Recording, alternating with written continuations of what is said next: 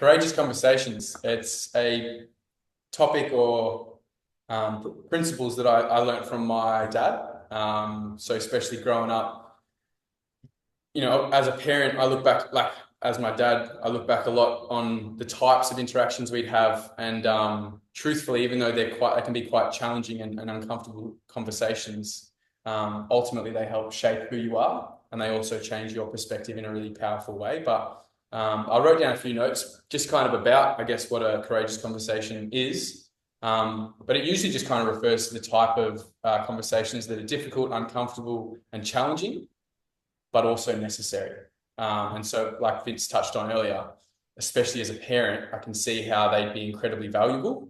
And that's kind of what we'll touch on a little bit today as well, is how to go about setting the tone for a courageous conversation. And also, just like you guys would know from your kind of health and fitness journeys, the more you do it, the better you'll get. You're not going to nail a deadlift with perfect tempo and perfect form the first time you do it, but all of a sudden you do 20 reps, 50 reps, 100 reps over a few weeks, suddenly it becomes a lot easier. So it's a similar principle with the courageous conversations. But yeah, I definitely think it's an incredibly valuable tool that sets you up, not just you, but also your loved ones and your friends, your partners, everyone in your wider community, because ultimately, at the end of the day, it's a conversation you want to have with someone that's actually going to help them. You want to help their growth and development. And sometimes that can be difficult because the topic might be something that's challenging. But by having that conversation, ultimately, you're actually trying to help that person.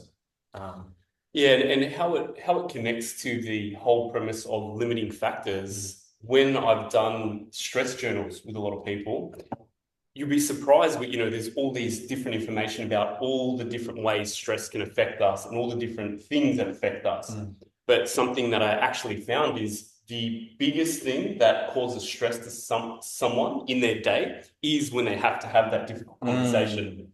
And so it really pieces nicely with the limiting factors, whether it's, if you have to have that conversation with your child or in your own health journey, and the stress of that, all those consistent not having those conversations and the stress that brings, not only to you, but to your health journey. It's surprisingly one of the number one limiting factors stopping people from hitting their health and fitness goals. Yeah. So before we get into the juice of courageous conversations, I just wanted to touch on this concept of limiting factors. This concept of limiting factors, and so whether it's our fitness journey or any area of life, one thing that's really helped myself and my ability to coach people to get the results that they want is really this thing of what is the limiting factor. And what a limiting factor is the very thing that's stopping you from getting 80% of the results. And it could be just one thing.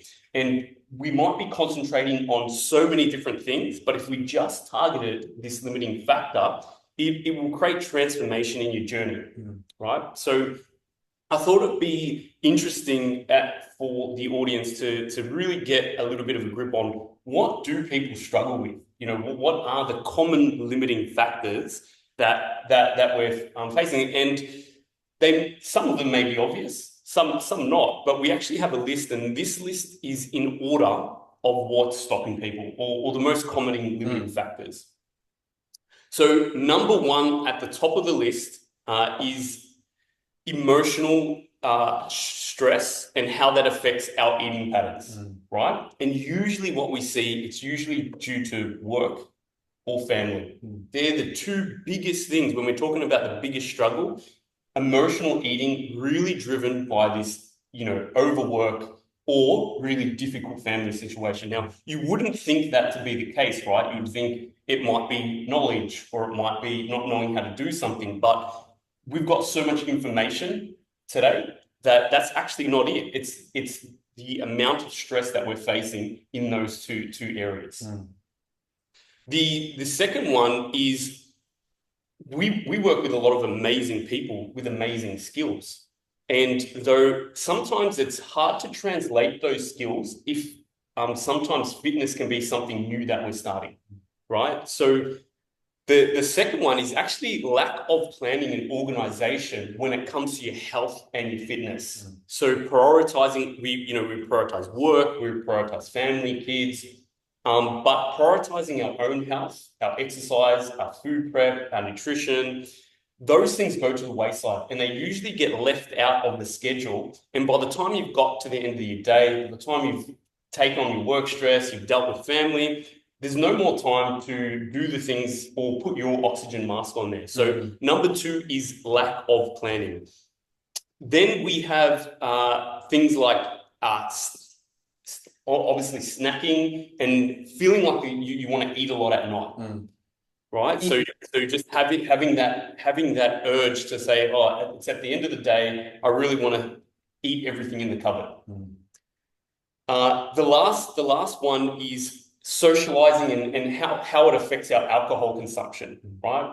Alcohol using, or what I'd like to rename that as, is using things that are meant for enjoyment and meant for socializing, but using it as a stress management tool, right?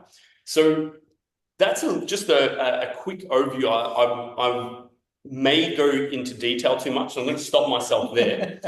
They're the top limiting factors when it comes to people looking towards their health and well-being goals. And why I wanted to bring this up is because the number one stress, as I said, when I do that stress journal with people, is actually in the workplace. It's in meetings. It's dealing with people when you have to have that conversation. It's dealing with family. Believe it or not, that's the number one blocker there.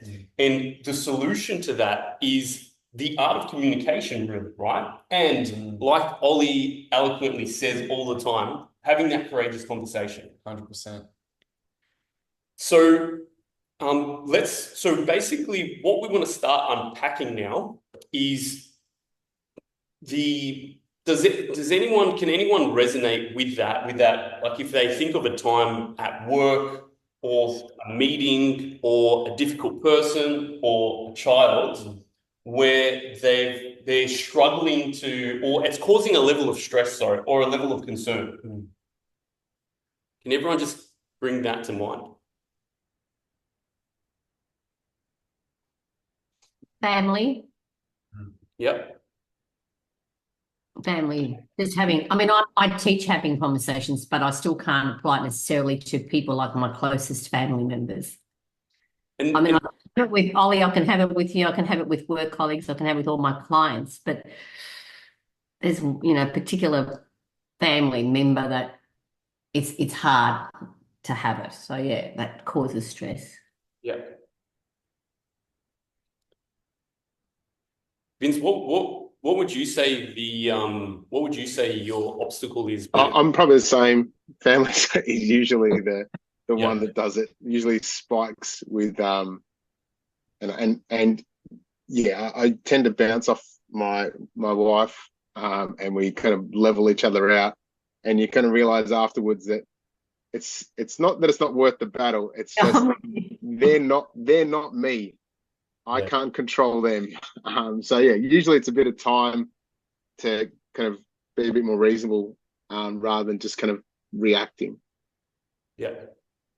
This is actually, it's interesting because it's when you look at how, like Viv said, she finds it quite easy to have those types of conversations with certain people, but then when it becomes, might be a family member or a child or like a partner, something like that, it's suddenly a little bit more challenging. And there's a few variables that we'll touch on a little bit later as well. But in terms of having those conversations, I actually like looking at it from a kind of almost like a crossroads, right? So you've got one option, which is if I don't have this conversation, I get to I don't have to go through that uncomfortable feeling and those emotions that come with it, but nothing changes. So you might win by not having that conversation, but there's not really a kind of a benefit because there's no change there. And obviously the other option is, all right, I'm going to sit in this uncomfortable, or as I like to call it, courageous conversation, because ultimately it's going to lead to a better outcome. And so it's actually it's almost like that becomes the routine where when you start noticing your subconscious go, nah, I don't want to have that conversation. Nah, it's going to be unpleasant. I like having that in the back of my mind where I go, I know what this is going to lead to. Yeah. If I ignore this, if I don't have this conversation, I'm not actually helping the situation. I'm not helping this person that I love and care about. And I think that's actually quite empowering because it motivates you and you realize where the intrinsic value comes from and why you see value in having that conversation. Do you know what I mean? Yeah, and I think that's a really good starting point, right? So I think what Ollie was touching on, that allows us to have the courage to have that conversation because we've got a really good understanding to know that ultimately, if we do have that conversation, it's going to benefit both parties, right? And one thing that, I've had a conversation with Ollie about, and we'll start getting into the crux and the steps of it now, is that first place of looking within ourselves, like starting with us, but because a lot of the times when we have we need to have these conversations, sometimes in the heat of it or in the emotions of it, we can start projecting outward. We can start to say, making up certain stories, whether they're right or wrong, it doesn't really matter. But we want to go into that with a level of looking at ourselves first and getting an awareness of, how we feel about it, right? What emotions does it bring up in us? What are our reactions to it? And once we start to really look at ourselves and just say, what does this bring up for me? And how do I respond to this when it doesn't go my way and when it doesn't go? And also, what are my actual intentions in here? Because we're so emotionally intelligent and we cannot fake intention. You can't. Anyone who has a poor intention, either for you or someone you love, you're going to pick up on it real fast. Now, when these conversations come up, it can bring up emotion, and temporarily we can lose these intentions, right? We can lose these positive intentions for the people that we're talking to. Not that we're meaning to, but that can happen, right? So we really want to start this by really getting clear on how do we feel about it? What if it doesn't go our way? How would we react to that? Like how have we reacted in the past? And also, what is our clear intention? What is our clear intention for the conversation? Right? So, when Ollie and I talk about this, and obviously we're still not perfect and we're practicing ourselves, it's just the practice that we actually find challenging, and that's why we're so passionate about it. And so that's the first place to start. Do you want to add anything to that? I also think one really important thing as well is actually understanding kind of how timing in that scenario of that conversation is really important. So if you think about, I think I wrote down a silly little example, but let's say something that really grinds your gears is your kid always slams doors, like always slamming doors or something like that. You get home from a really, really long day at work, you're absolutely exhausted, you haven't had dinner yet, and the door slams. Now, in terms of your kind of emotional battery, it's pretty depleted at this point. I think it's safe to say that conversation and that interaction probably won't go as well because of where you're at emotionally, physically, mentally.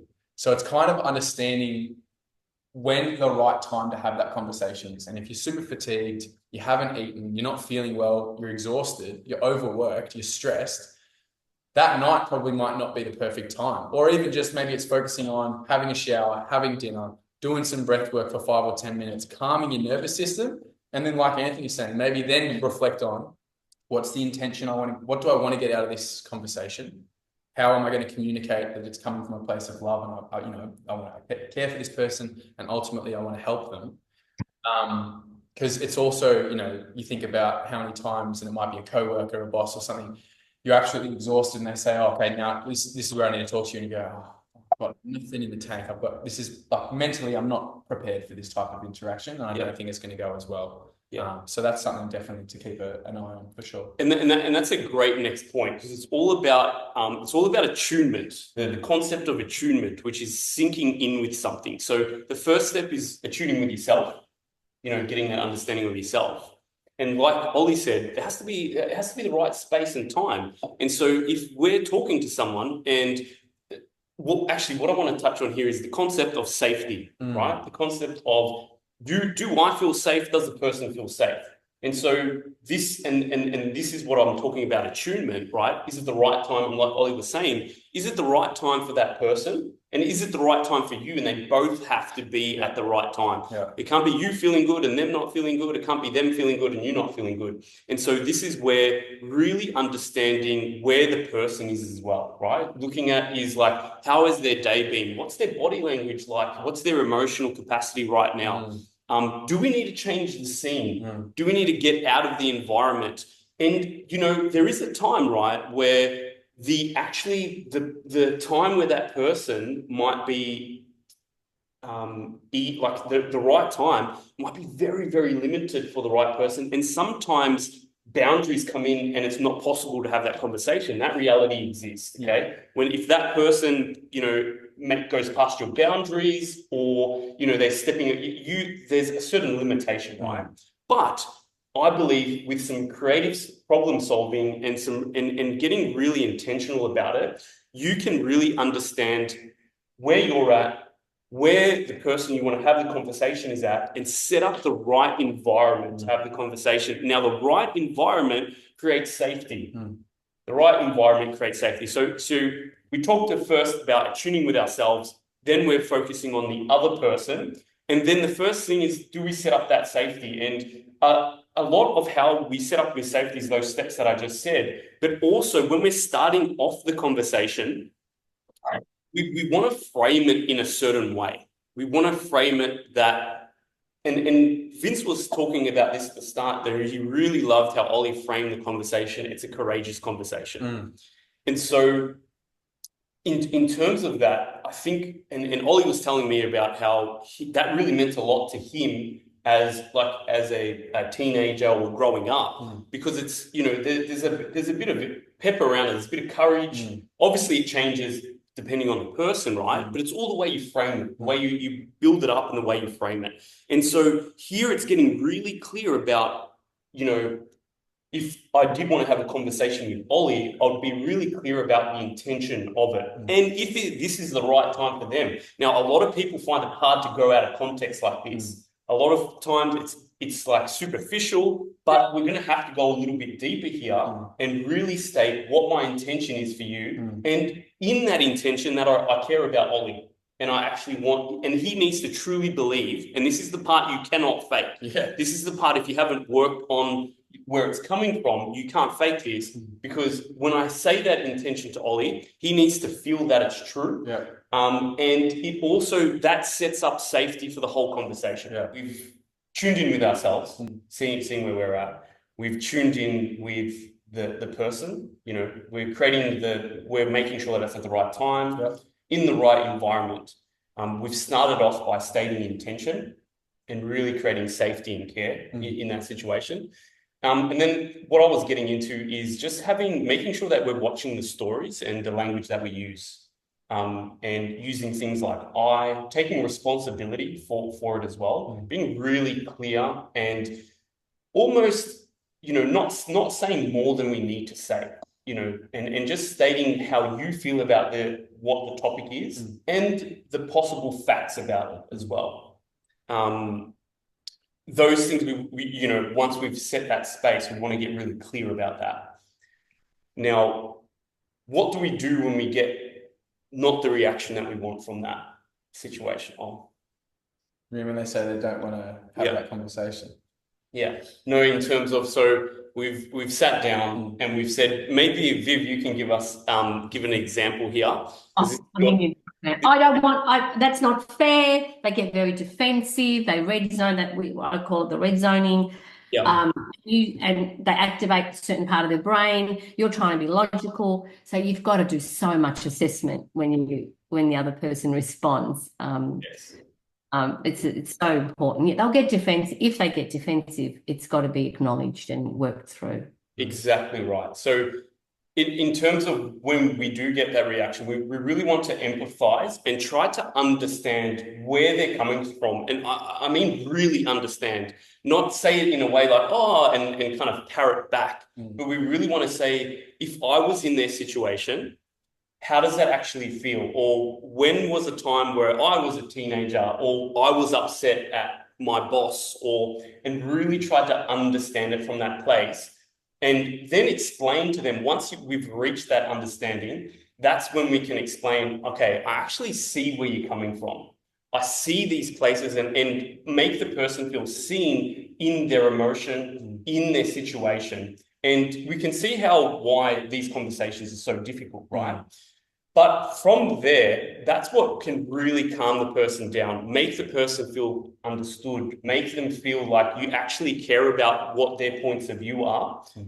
But also, we want to firmly hold the sides. And it's this whole paradox of holding both sides. And this is the hard bit, because usually if it's oppositional, we can't get that level of understanding for what they're going through, or, you know, what needs to be said. But if we can do that and we can hold both, we can create that understanding, but still stay firm in the message that we're trying to get across.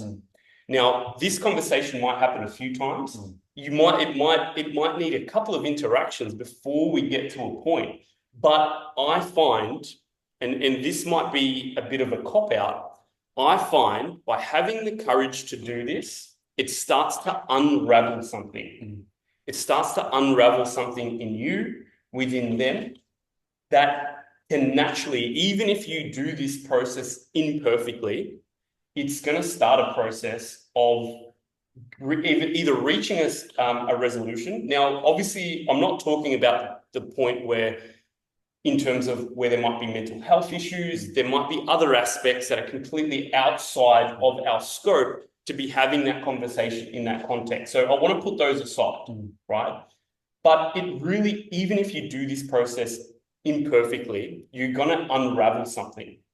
And just through doing it, and through doing it imperfectly, that is going to create the transformation and the next step. And it might not be what we have to be aware of. It might not be the outcome that we wanted from the conversation, but it will cause a shift, and it will cause, I personally believe, it most of the time, it leads to a positive outcome. So I think we're gonna wrap that up there. Sounds good. Ol, do you have anything to add to that? No, I don't think so. I think, like we touched on there, it's interesting looking at the dynamic between courageous conversation that you might have with a loved one versus a more managerial courageous conversation, and how they'll actually look quite different. I also think it's important to know that they're going to look quite different. That was actually something when I was talking to my old man about this the other day. He was pretty happy to hear that I was doing a presentation on courageous conversations. So at least something stuck, something got through. But no, he did mention that obviously those conversations, they actually need to look quite different from, you know, the type of conversation when it's for a loved one versus when you're actually managing a team.